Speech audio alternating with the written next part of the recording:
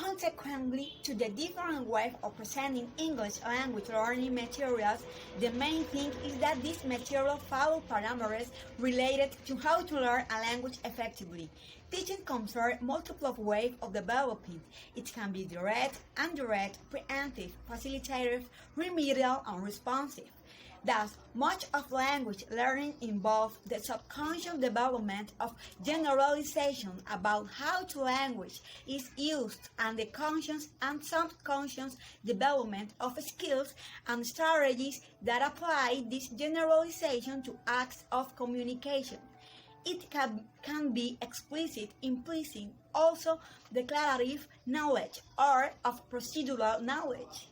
With this teaching and learning collective, the majority identify as main objective of the development of English language learning materials ELT to provide a meaningful experience of the language in use and opportunities to reflect on this experience.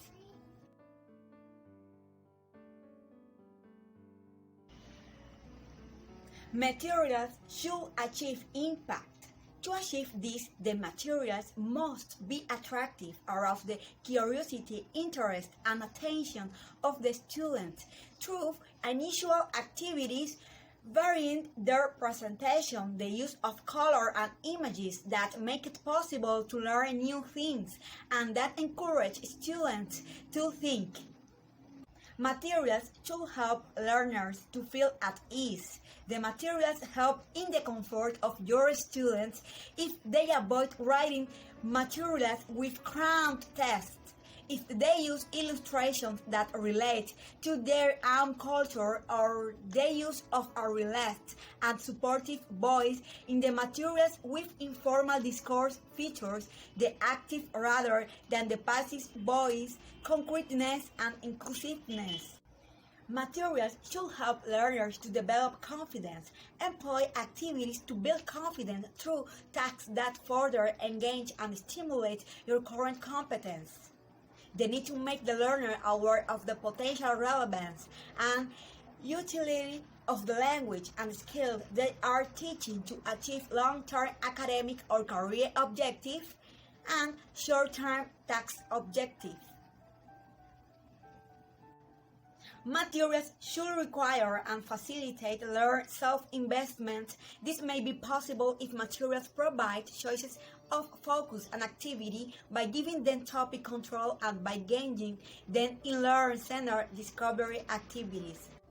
Materials should expose the learner to language in authentic use, can provide exposure to authentic input which is rich and varied through the advice they give, the instructions for their activities, and the spoken and writing text. They include also stimulate learner interaction with the input rather than just passive reception of it. Materials should provide the learner with opportunities to use the target language to achieve communicative purpose.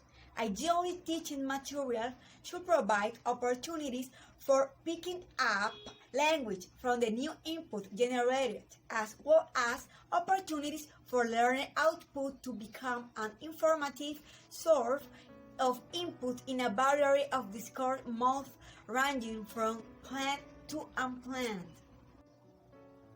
Materials should take into account that the positive effects of instruction are usually delayed.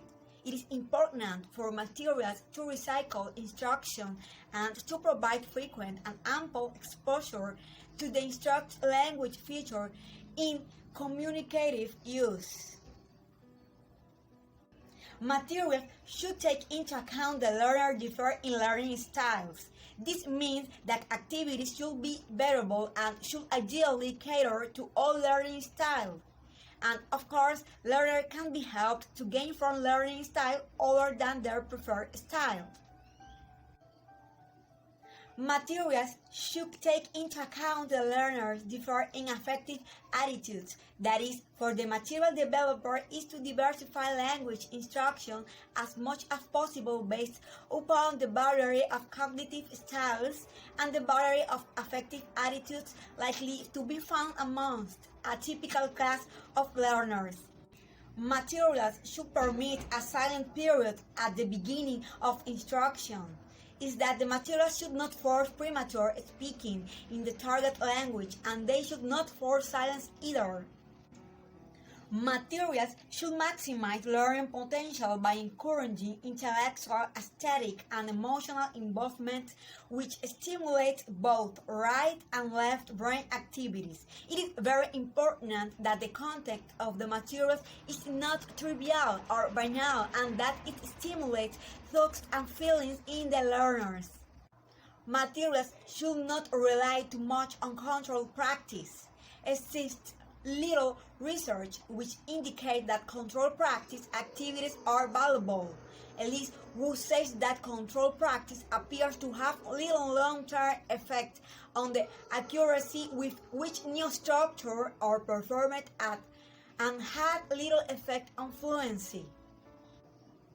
Materials should provide opportunity for outcome feedback. It is very important, therefore, for materials developers to make sure that language production activities have intended outcomes other than just practicing language.